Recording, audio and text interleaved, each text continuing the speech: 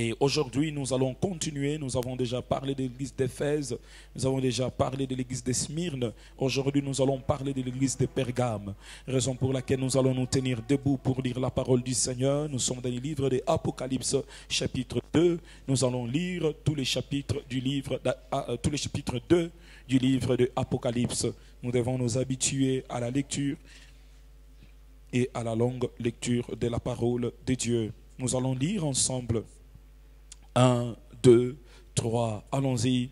Écrit à l'ange de l'église d'Éphèse. Voici ce que dit celui qui tient les 7 étoiles dans sa main droite, celui qui marche au milieu des 7 chandeliers d'or. Je connais tes œuvres, ton travail et ta persévérance. Je sais que tu ne peux supporter le méchant et que tu as éprouvé ceux qui se disent apôtres et qui ne le sont pas et que tu les as trouvés menteurs. Que tu aies de la persévérance et que tu as souffert à cause de mon nom et que tu ne t'es point lassé. Mais c'est que j'ai contre toi, ce que tu as abandonné ton premier amour. Souviens-toi donc d'où tu es tombé, répands-toi et pratique tes premières œuvres. Sinon, je viendrai à toi et j'ôterai ton chandelier de sa place, à moins que tu ne te répandes. Tu as pourtant ceci, c'est que tu hais les œuvres des Nicolaïtes, œuvres que je hais aussi. Et celui qui a des oreilles, entende ce que l'Esprit dit aux églises. À celui qui vaincra, je donnerai à manger de l'arbre de vie qui est dans les paradis de Dieu. Écrit à l'ange de l'église de Smyrne, voici ce que dit le premier et le dernier, celui qui était mort et qui est revenu à la vie.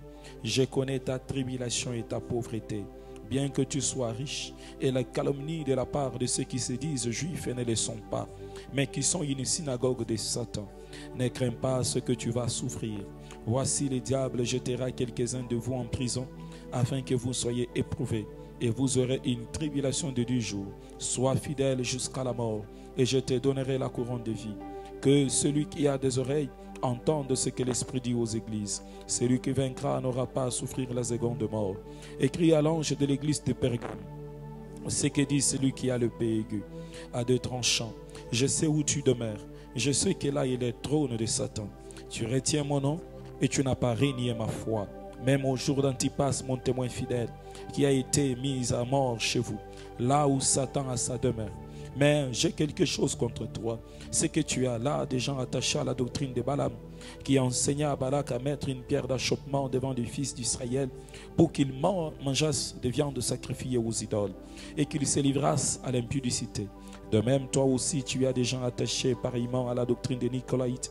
Répands-toi donc, sinon je viendrai à toi bientôt et je te combattrai avec l'épée de ma bouche. Que celui qui a des oreilles entende ce que l'Esprit dit aux églises. À celui qui vaincra, je donnerai de la manne cachée et je lui donnerai un caillou blanc. Et sur ce caillou blanc est écrit un nom nouveau que personne ne connaît, si ce n'est celui qui le reçoit. Écrit à l'ange de l'église de Thyatire. Voici ce que dit le Fils de Dieu. C'est lui qui a les yeux comme une flamme de feu et dont les pieds sont semblables à des reins ardents. Je connais tes œuvres, ton amour, ta foi, ton fidèle service, ta constance et tes dernières œuvres plus nombreuses que les premières. Mais ce que j'ai contre toi, c'est que tu laisses la femme Jézabel, qui se dit prophétesse, enseigner et séduire mes serviteurs, pour qu'ils se livrent à l'impudicité et qu'ils mangent des viandes sacrifiées aux idoles. Je lui ai donné du temps afin qu'elle se repentît.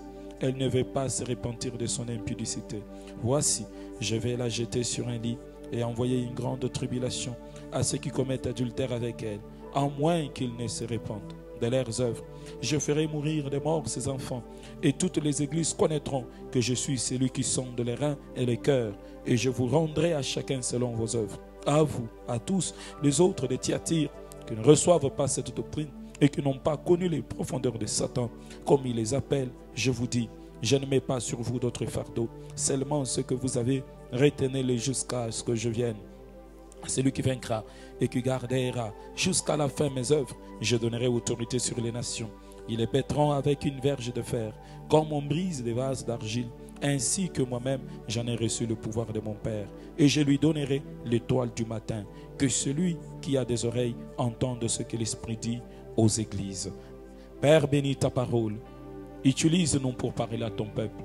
Ouais, nous, Père, pour bénir ce peuple. Au nom de Jésus. Amen. On acclame très fort le Seigneur.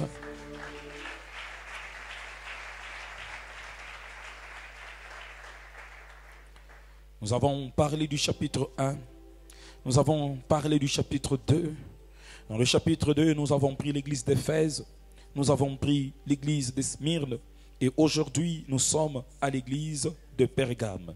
Je ne saurais pas revenir sur tout ce qui a été dit sur l'église de Smyrne. Ce qu'on doit retenir de l'église de Smyrne, l'église de Smyrne est une église dans la tribulation. Mais malgré la tribulation, cette église est restée ferme au devant du Seigneur et n'a pas abandonné sa foi. Et aujourd'hui, nous parlons de l'église de Pergame. Pergame, selon sa signification, veut dire hauteur ou élévation. Ce qui est élevé ou ce qui est en hauteur. Mais par rapport au message qui est annoncé à Pergame, Pergame est une église établie dans le monde. Une église qui vit dans le monde, qui vit là où il y a le diable, qui vit là où il y a des problèmes, le péché, qui vit là où il y a le paganisme en accru. C'est une église dans le monde. Pergame est une ville d'Asie mineure et parmi les plus anciennes villes d'Asie. Et c'était une ville impénétrable. Pourquoi? Parce qu'on avait construit une forteresse de telle sorte que si les ennemis viennent, ils ne puissent pas pénétrer facilement Pergame. Et là, dans Pergame, il y avait 3 premiers temples d'Asie qui étaient dédiés à Rome. On pouvait trouver les temples d'Auguste, les temples de Trojan et les temples de Sévère. Elle est connue pour l'invention et la fabrication du parchemin. C'est là où on trouvait le parchemin, était comme aujourd'hui le papier que nous utilisons pour écrire. Et là, c'était l'invention et la fabrication du parchemin. Aujourd'hui, la ville existe encore. Et là, en Turquie, elle est appelée Bergamo. Aujourd'hui, Bergamo en Turquie.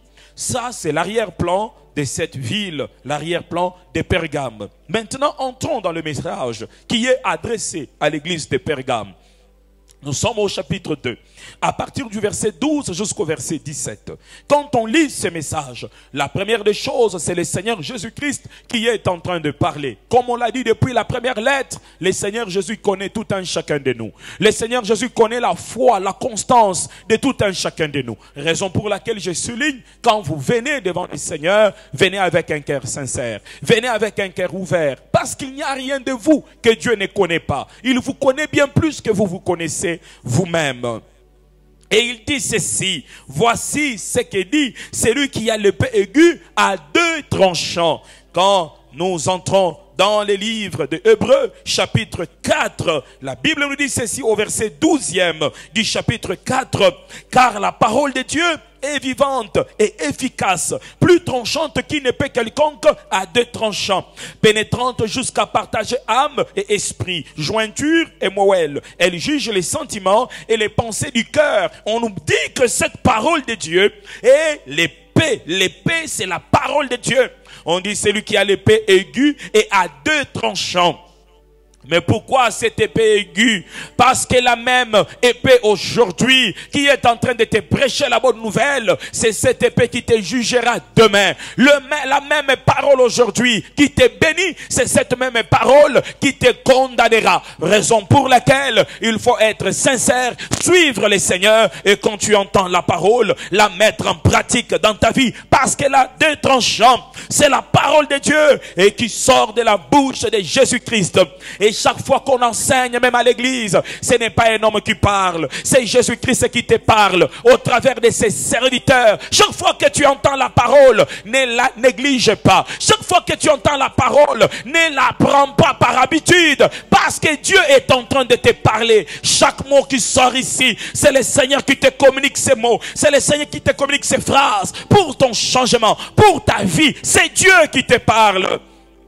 Double tranchant qui divise les choses de Dieu et celles du monde. On ne peut pas être tantôt plus tôt. Je me souviens d'Élie qui appela le peuple et qui dit au peuple ceci: si l'Éternel est Dieu, allez vers l'Éternel, et si Baal est Dieu, allez vers Baal. Vous ne pouvez pas être dans les deux camps, un pied dedans, un pied dehors. Non! Si Dieu est Dieu, suivez l'Éternel. Mais si Baal est Dieu, alors suivez Baal. Frères, sœurs, en tant que chrétiens, vous devez vous décider. Vous devez vous positionner. Où est-ce que vous êtes? Vous êtes dans la lumière ou vous êtes dans les ténèbres? Vous devez vous situer.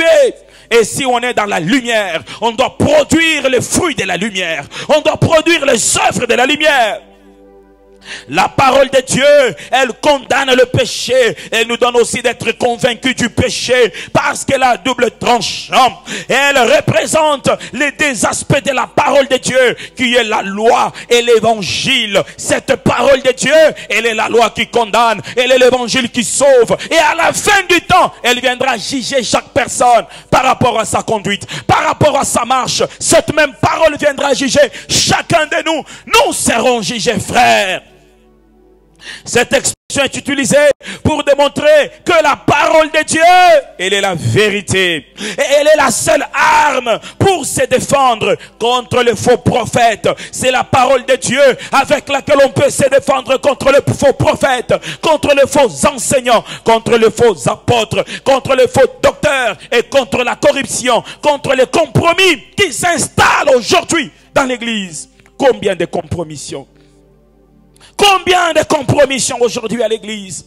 Combien de gens ne sont pas stables dans leur foi? Combien servent les seigneurs mais ne savent pas même ce qu'il faut eux-mêmes? Combien de compromis?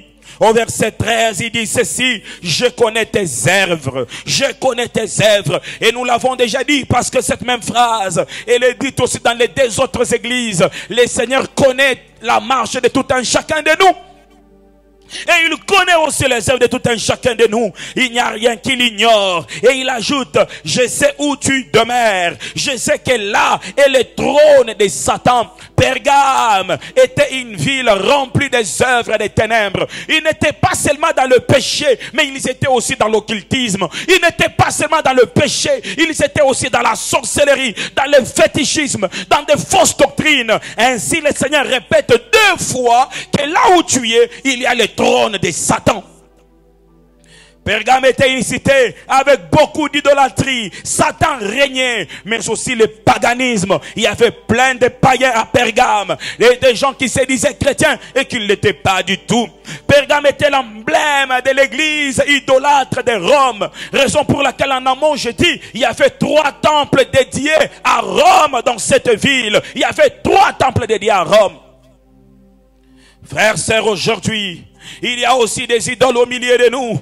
Le problème est que nous n'en rendons pas compte. Nous nous rendons pas compte. Combien de gens d'entre nous ont fait de leur téléphone, de leurs réseaux sociaux, des idoles. Il y a même des gens en pleine prière. Ils prient les dieux du ciel. Ils prient, ils prient, ils prient. Et puis il entend lui: on t'a envoyé un message sur WhatsApp. Et quelqu'un qui est en pleine prière, il arrête sa prière pour consulter son téléphone.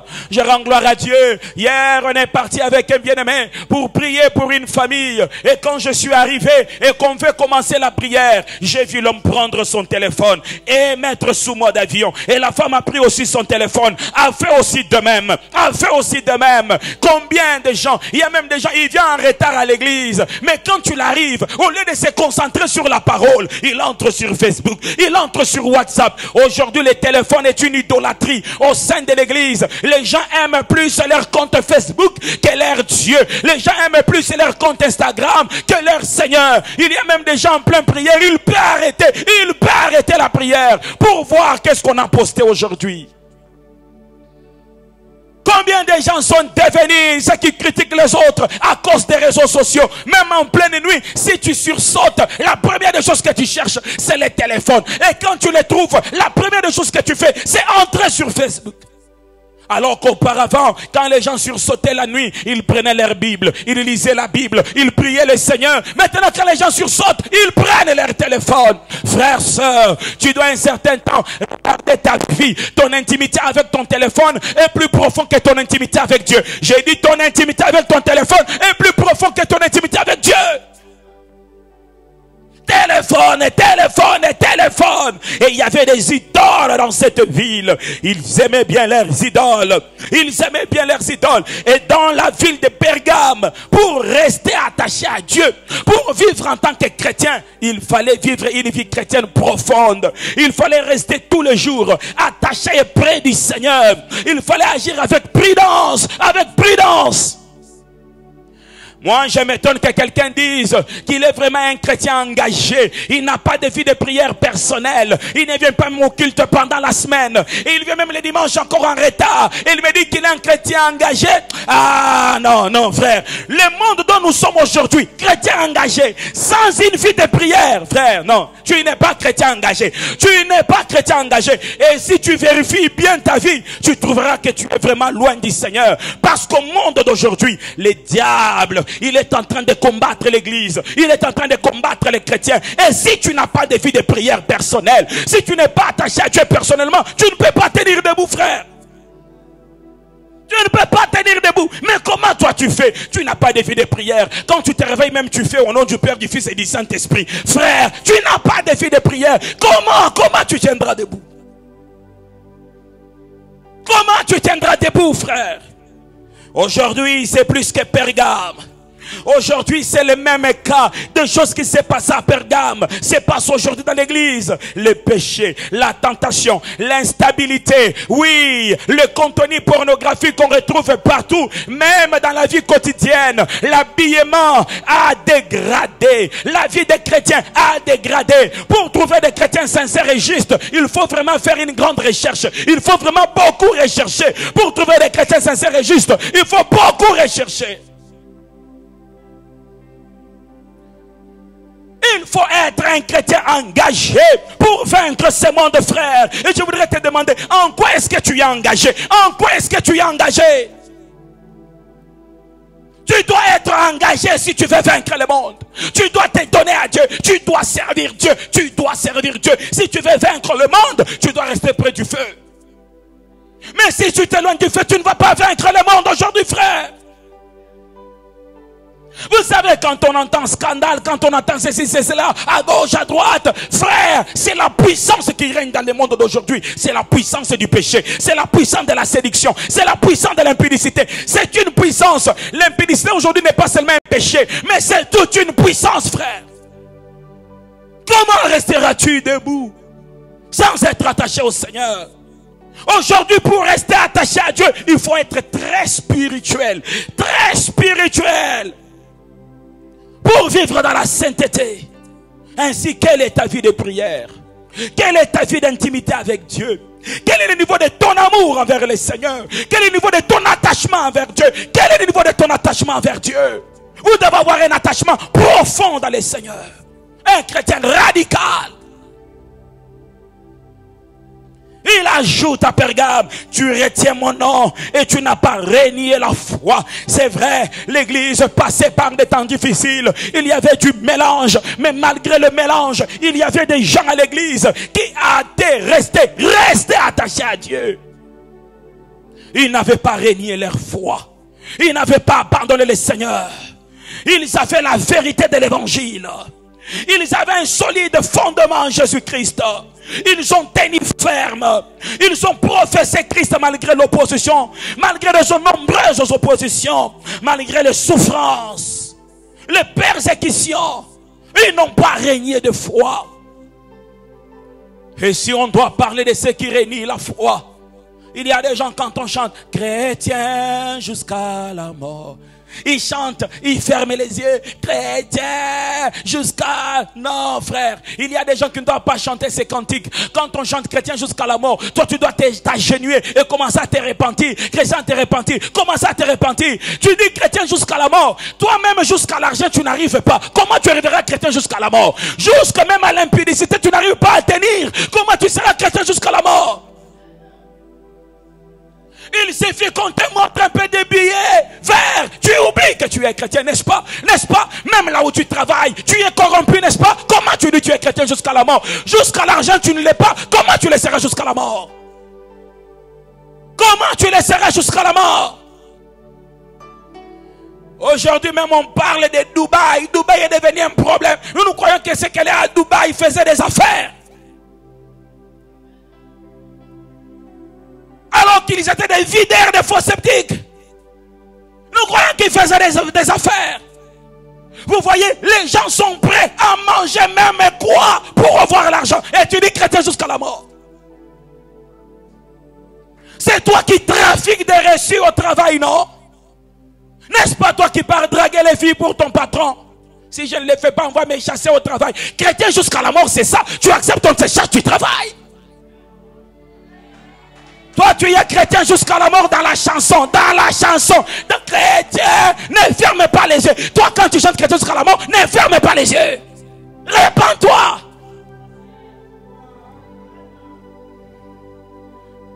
Toi, tu dois chanter infidèle jusqu'à l'enfer. Infidèle jusqu'à l'enfer. Toi, tu es infidèle. Infidèle. Infidèle. Combien veulent plaire au lieu d'être sincères dans leur cœur? Combien ont de faux témoignages? On te connaît en tant que frère. Nous nous croyons en tant que frère. Alors que tu as même un enfant. On n'a jamais vu là où tu t'étais marié. Comment tu as un enfant? Il fallait te suspendre. Comment tu ne t'étais pas suspendu? Parce que tu étais toujours serviteur, aventurier. Combien servait Dieu pour de l'argent? Combien servait Dieu pour de l'argent? Et même il y a des chrétiens qui soutiennent. Cette fois ils tombent. Cette fois Dieu les relève. Mais quand ils tombent, qu'ils se suspendent. Qu'ils cherchent la face de Dieu. Qu'ils confessent devant les hommes. Ainsi nous sommes devenus des fan club. Des fan club. Fan club Papa Gédéon. Yeah, fan club. Fan club. Frère, tu seras jugé, frère. Chacun de nous sera jugé. Le tour de tout temps, chacun viendra. On n'appellera pas compassion, passez. Non, toi-même, toi-même. Quand tu t'approches là, tu regardes derrière. Papa te, maman te. Niweye mwingine.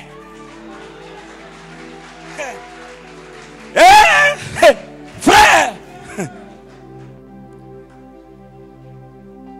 Combien prennent-ils des églises pour des boutiques? Combien prennent-ils l'œuvre de Dieu pour des affaires? Des affaires.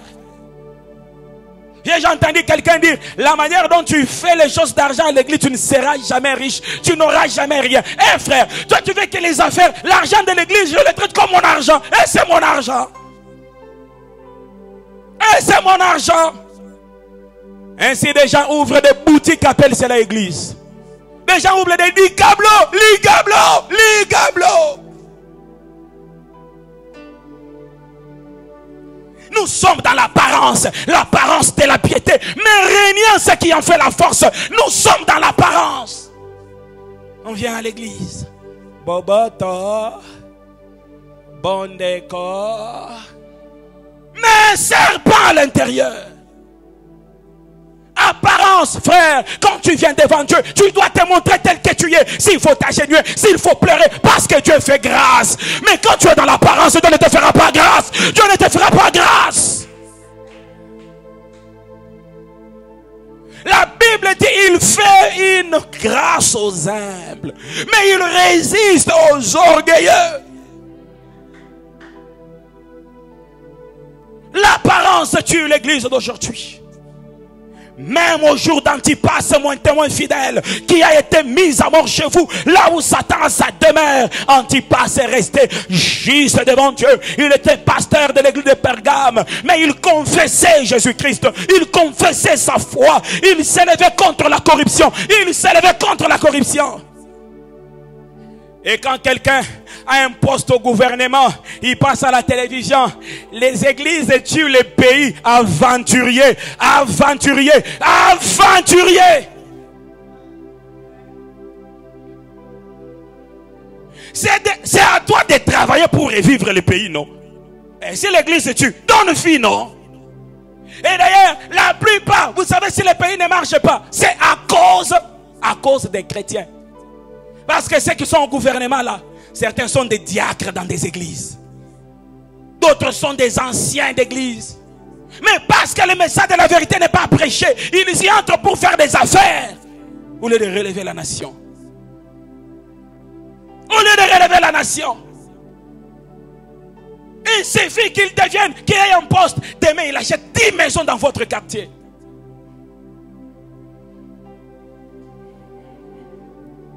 Êtes-vous prêt jusqu'à la mort? Êtes-vous prêt d'être sincère?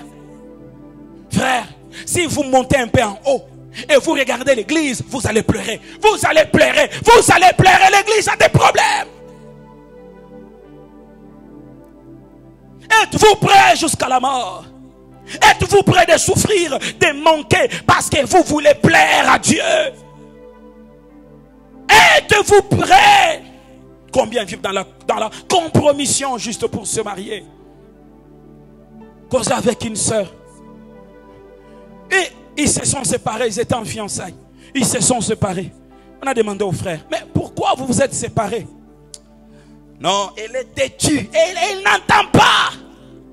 Ah, nous, on connaissait la sœur comme une sœur servante et tout ça, humble. On a dit, ma soeur, mais comment toi tu es têtu? Nous on ne te connaît pas comme ça. Elle dit, arrêtez, à vous, arrêtez. Moi têtu, moi têtu. Je comprends, je suis vraiment têtu. Je suis têtu parce que je refuse qu'il fasse avec moi l'impudicité. Et les frères s'est séparés. Et partout il passe, il dit, elle est têtue. Têtue là, c'est parce que la sœur refuse de coucher avec lui. Et quelques temps après, le frère a trouvé une autre sœur. Et quelques temps après, le frère est venu. Oh, on doit seulement aller. Oh, se présenter. Présenter où? Tu veux te marier? Ah, le diable nous a tentés. Il a engrossé. Combien de femmes aujourd'hui, il suffit qu'on la dise, je vais te prendre en mariage, allons-y. Hey, si je refuse, toi tu ne dois plus chanter chrétien jusqu'à la mort. Si je refuse, il ne va plus me prendre en mariage. Un homme qui te dit qu'il doit coucher avec toi avant de te prendre en mariage, c'est un aventurier, c'est un licro, c'est un aventurier, aventurier. C'est un aventurier. Il ne te prendra pas en mariage. Parce que s'il voulait te prendre en mariage, il allait se battre pour totaliser la dot. Il n'allait pas se battre pour coucher avec toi. Il allait se battre pour totaliser la dot. Et combien de sœurs aujourd'hui couchent avec les hommes parce que cela lui a promis le mariage? Est-ce que tu es chrétien jusqu'au célibat, aller au ciel? Et chrétien jusqu'au ciel célibataire. À cause du mariage, tu vends ton corps. Tu vends ton corps. Il y a même des gens qui croient que s'il entre dans ce mariage, ça sera fleur le matin, fleur le soir.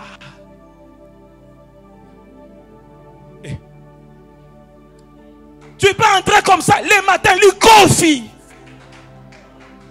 Le soir, injure.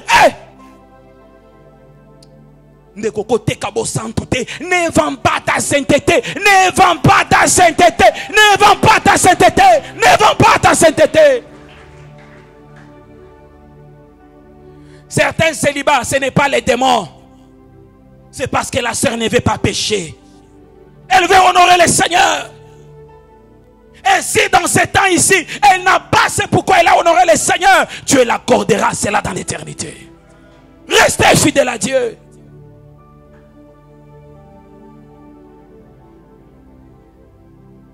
Vous êtes là tous les jours ensemble, ensemble, ensemble. Et même votre lune de miel n'a plus sa valeur.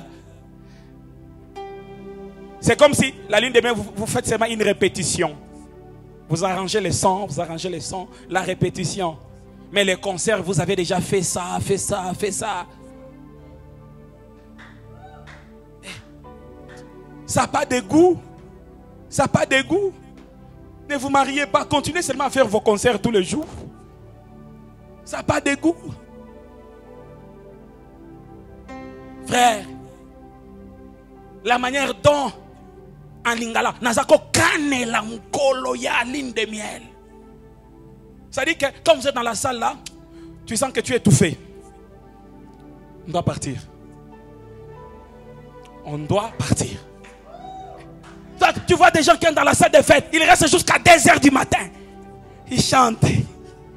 Et c'est rien du tout. Les concerts, vous les avez déjà faits.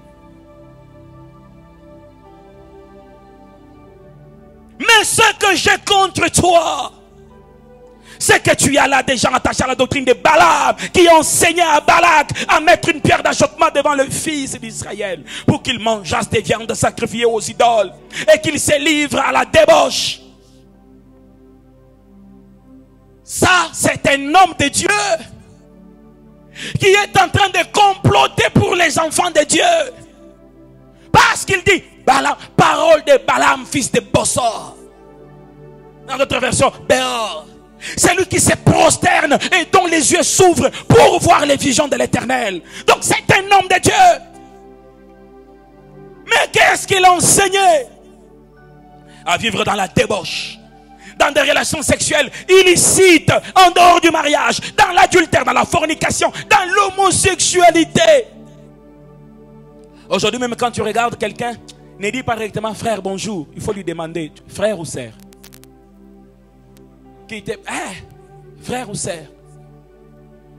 Tu dois me demander frère, sœur ou naître. Parce qu'aujourd'hui il y a même des naîtres qui ne sont ni frères ni sœurs. Il est naître. Il n'est ni de gauche ni de droite. Lesbianisme, la zoophilie, c'est ça, de la débauche là, c'est tout ça à l'intérieur. Mais aussi c'était l'idolâtrie, la suire dans l'idolâtrie, en consommant des viandes sacrifiées aux idoles. Alors Balaam donna l'instruction à Balak pour maudire le peuple de Dieu. Mais pour maudire le peuple de Dieu, qu'est-ce qu'il fallait faire? Balak devait prendre les plus belles femmes de son royaume, les amener vers les fils d'Israël, afin que les fils d'Israël puissent coucher avec ces belles femmes. C'est la même chose qui se passe avec le vieux prophète. Le vieux prophète, lui, Dieu l'a déjà abandonné à cause de ses péchés.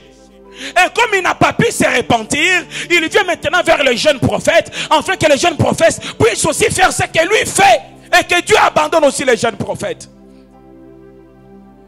Aujourd'hui, il y a des prédicateurs comme ça. Il y a des prédicateurs, ils prêchent. Il vous met un morceau, Wenge 4x4.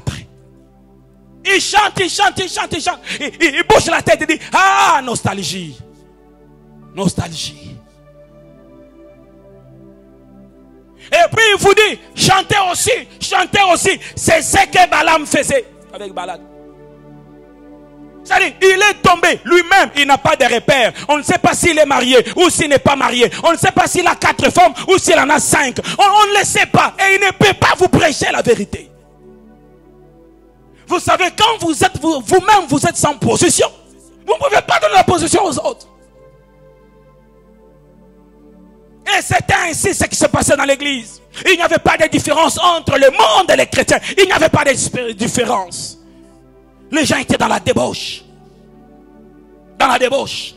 Raison pour laquelle quand tu pars dans certaines assemblées, on ne vous dit jamais qu'il faut abandonner le péché. Jamais on vous dit. Quand il faut vous dire qu'il faut abandonner le péché, on change le message. Frère, la grâce. Le mystère de la grâce.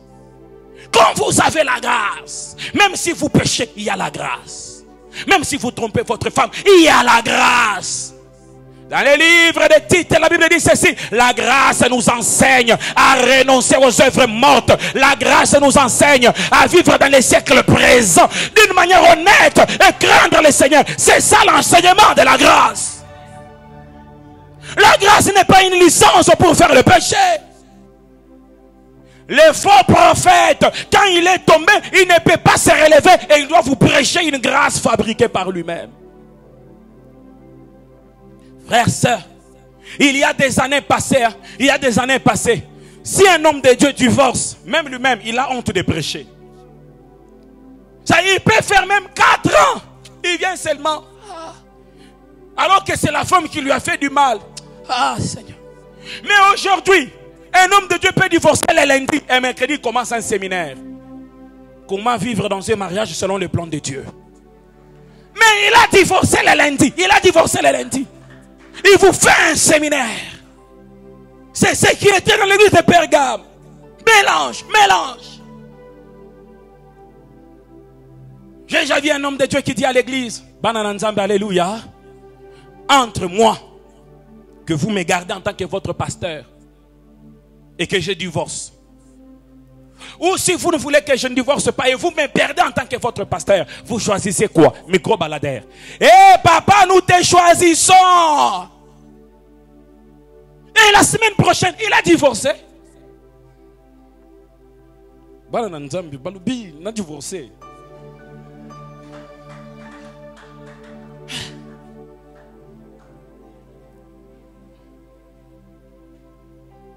des choses qui faisaient honte il y a 10 ans. Aujourd'hui, ça ne fait plus honte.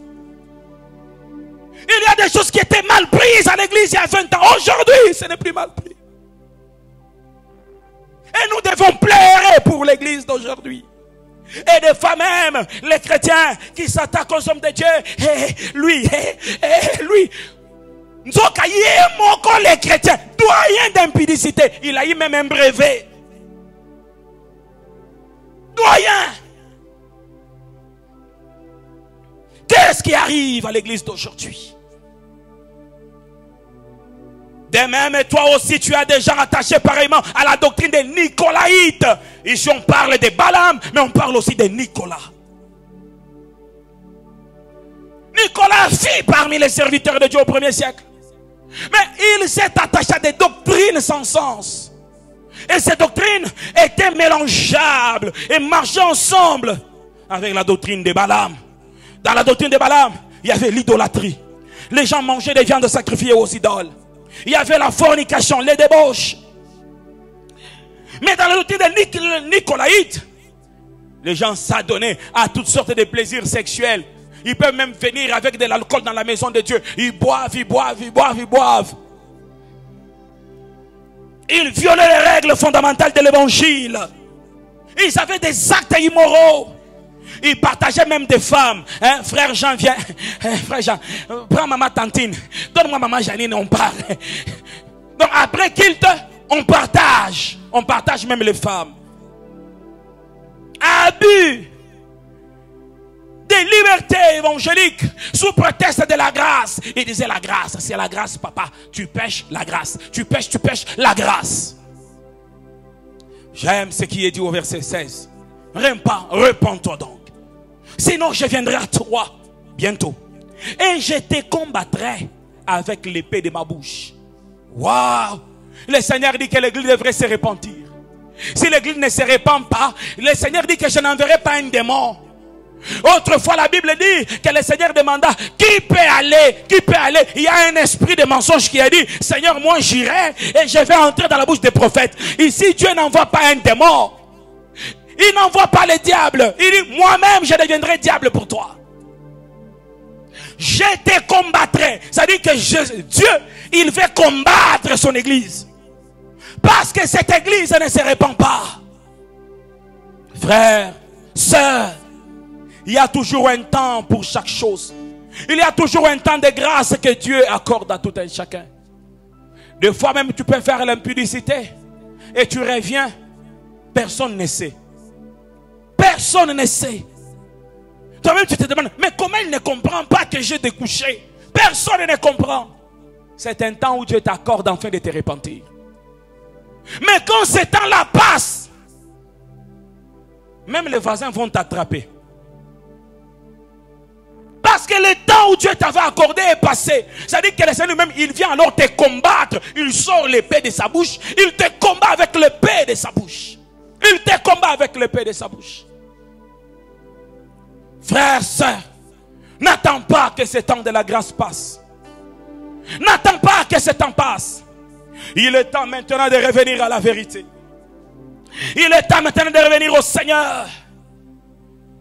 Et ici, il est en train de parler à l'église. Il dit à l'église de revenir. De revenir dans les ailes qu'ils avaient. De revenir dans l'amour qu'ils avaient. De revenir à son attachement. S'ils se repentent, le Seigneur ne va pas venir les châtier. Il ne va pas venir les frapper. Et s'ils se repentent, qu'est-ce qu'ils feront? Ils prendront eux-mêmes les faux prophètes. Ils les jetteront en dehors de l'église.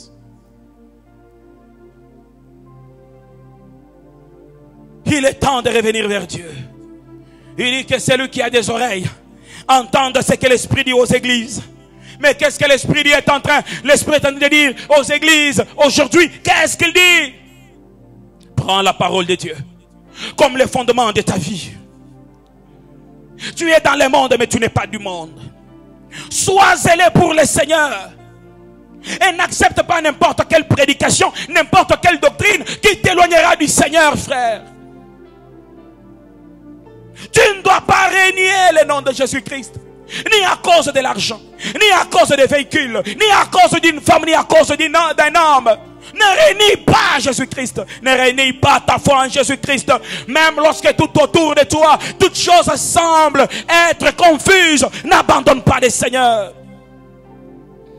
Quel que soit ce qui t'entoure, si tu es attaché à la parole, rien ne t'enlèvera de la parole. Car l'apôtre Paul dit, qui nous séparera de l'amour de Christ? C'est ce que le Saint est en train de dire à l'église ce matin.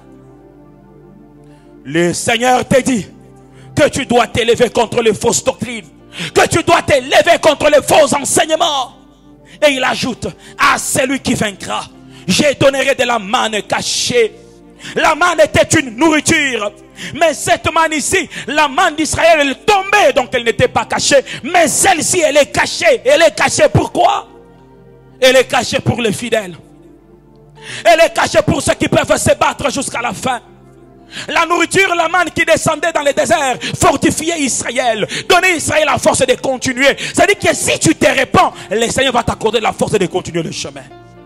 Certaines repentances attirent le mépris des hommes. Les gens vont te mépriser. Ah, lui, et c'est vrai, et c'est ce qu'il avait fait. Mais au devant de Dieu, celui qui se répand, il a la manne cachée. Il a une nourriture pour continuer le chemin. Si aujourd'hui, frère, tu prends l'engagement d'accepter tes erreurs et de commencer une nouvelle vie avec le Seigneur, tu auras la manne cachée. Tu seras plus fort que ce que tu as été il y a 5 ans, il y a 10 ans. Tu seras plus fort.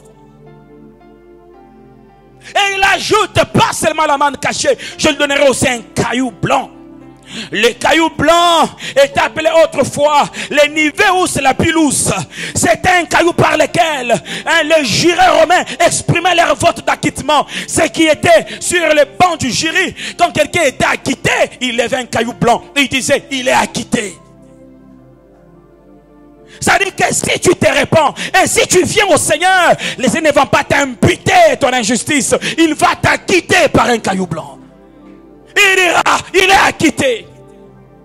Son péché ne pèse plus sur lui. Il est écrit ceci: reconnais seulement que tu as péché, reconnais seulement que tu as dirigé tes pas ça et là vers des arbres vertes et reviens vers moi, reviens vers moi. Dieu ne veut pas te juger, Dieu veut t'acquitter. Mais pour que tu sois acquitté, tu dois t'humilier, frère. Tu dois t'humilier. Alléluia, tu dois reconnaître. Et en ce temps-là, quand on levait un caillou blanc, quand un caillou blanc, c'est que tu es acquitté. Mais quand on levait un caillou noir, c'est que tu es condamné. Entre les mains du Seigneur en ce moment, il n'y a pas de caillou noir. Parce que le caillou noir va s'élever qu'à la fin du temps pour condamner. Mais nous sommes au temps on appelle le temps de la grâce. Le temps où Dieu peut te pardonner. Le temps où tu peux revenir. Il dit à cette femme, moi non plus je ne te condamne pas, mais va et ne pêche plus. Est-ce que si je me répands aujourd'hui, je connais une sœur pareille, elle ne voulait pas se faire baptiser parce qu'elle disait si elle se fait baptiser, elle va encore pécher, elle va encore pécher. Il y a quelqu'un aussi qui s'est dit, si je me répands aujourd'hui, est-ce que je ne vais pas encore retomber? La suite de la vie après la repentance, c'est le Seigneur qui te prend en charge. Tu dois simplement dire à Dieu, moi je suis fatigué, j'ai essayé de toutes mes forces, ça n'a pas marché. Et si je me répands aujourd'hui, c'est pour que tu prennes ma vie en charge. Prends ma vie en charge. Conduis mes pas. On ne vainc pas le péché par sa force. On vainc le péché par la force du Saint-Esprit. Ainsi il est écrit, sans moi, vous ne pouvez absolument rien faire. Confie-toi en Dieu, frère. Il va t'aider, il va t'aider, il va t'aider, il va te soutenir, il va te relever, il va te relever, il va te faire grâce. Il est près de toi. Écoute, il te donne deux choses. Premièrement, la manne cachée. Deuxièmement, un caillou blanc. Donc il te donne la force pour vaincre le péché. Il t'acquitte aussi au devant du péché. Il dit il est justifié et il reçoit la force. Il ne va plus tomber dans le mal. Quand ce jour, le Seigneur accorde la force à ceux qui étaient fatigués, à ceux qui manquaient de force, à ceux qui ne pouvaient se relever, à ceux dont le péché avait englouti leur vie, avait englouti leur vie. Que Dieu te redonne la force, mon frère. Et cela au nom puissant de Jésus-Christ.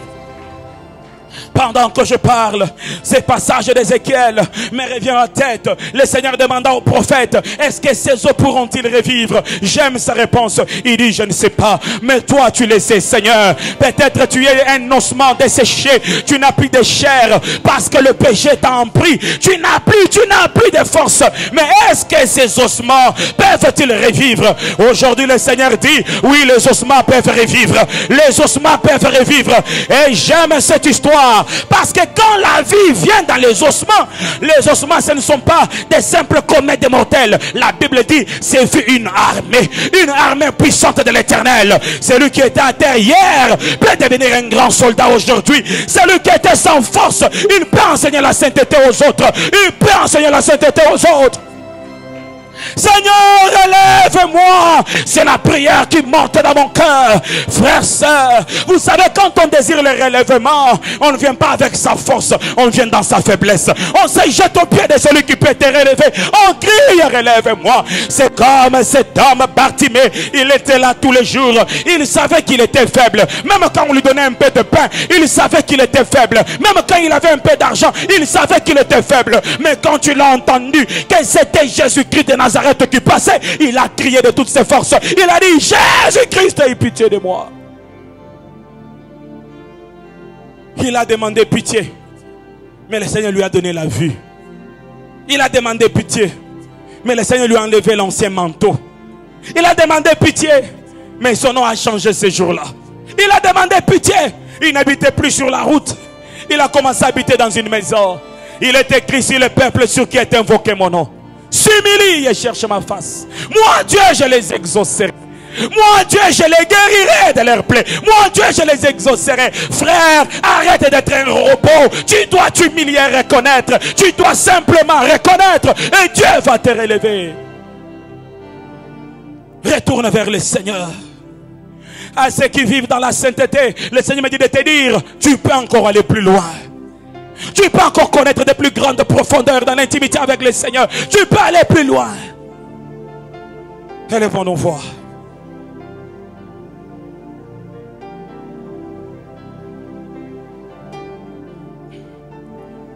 Libo sonayo Yahweh, soye konguma namakolo nayo. Tosopi mitema Ibasana yo Yahweh, toye konguma namakolo nayo. Yes, tosopi mitema. Élève ta voix. Si tu sens que le poids qui est sur toi est lourd, tu n'arrives pas à l'ôter par toi-même, approche ici devant, je vais prier pour toi. Tu sens que ça pèse sur toi. Tu sens que sans l'aide, tu ne peux pas te relever. Viens mon frère, viens avec humilité. Le Seigneur est capable de te relever. Approche, approche. Il est écrit, approchez-vous du trône de grâce avec assurance, afin de trouver miséricorde et d'être secouru dans tous vos besoins. Libo sonayo, libo sonayo, oye Yesu, oye koguma, namakolo nayo, biso, tosopi mitema. Libo sonayo, libo sonayo, soye koguma. Namakolo nayo, biso, tosopi mitema.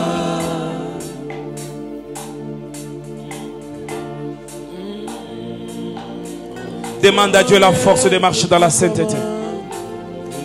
Il dit dans sa parole, sans moi vous ne pouvez absolument rien faire. Demande la force, demande la force. Prions tous, demande à Dieu la force. Humilie-toi devant le Seigneur. Demande-lui de t'aider. Demande-lui de t'aider. Demande-lui de t'aider, ma soeur. Demande-lui de t'aider. Sans Dieu, nous sommes nuls. Sans Dieu, nous sommes limités. Sans Dieu, on n'a pas de force. Lui seul peut nous aider.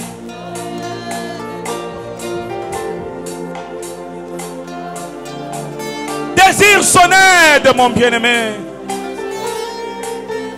Peut-être tu habites à Pergame, là où le mal est accru, mais le Seigneur peut te libérer. Le Seigneur peut te garder. Demande-lui son soutien.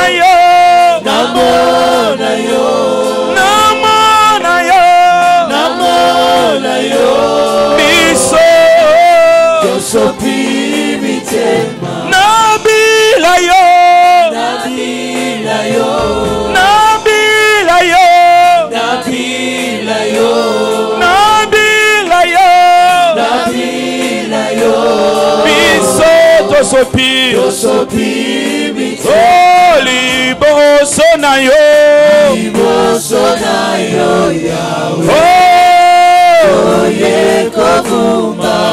Yahweh, Yahweh,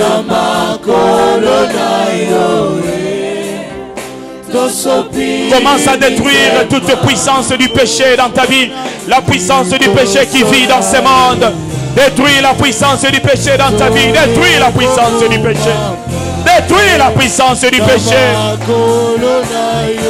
Prie de tout ton cœur. Prie de tout ton cœur. Prie de tout ton cœur. Arrête toute puissance du péché. Que le péché n'ait pas d'autorité sur ta vie. Tu appartiens au Seigneur. Que le Dieu du ciel te délivre. Qu'il te délivre de toute puissance du mal. Et cela au nom puissant de Jésus. Que le Seigneur puisse te relever, te restaurer. Détruire la puissance du péché au nom de Jésus. Proclame la victoire, proclame la victoire, proclame la victoire. Proclame la victoire sur le péché. Oui, tu ne vas plus tomber. Oui, tu ne vas plus tomber. Oui, tu ne vas plus tomber. Proclame la victoire, proclame la victoire. Et cela au nom de Jésus. Prie même pour tes enfants. Prie même pour tes frères et sœurs. Prie, prie pour ceux qui habitent ta maison. Et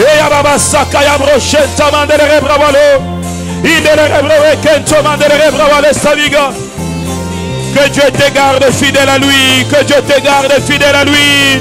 Que Dieu te garde fidèle. Que Dieu te garde fidèle. Que Dieu te garde fidèle. Que le mal, que le mensonge, que le péché n'ait pas d'impact sur ta vie. Et cela au nom de Jésus-Christ. Que Dieu te garde fidèle. Que Dieu te garde fidèle.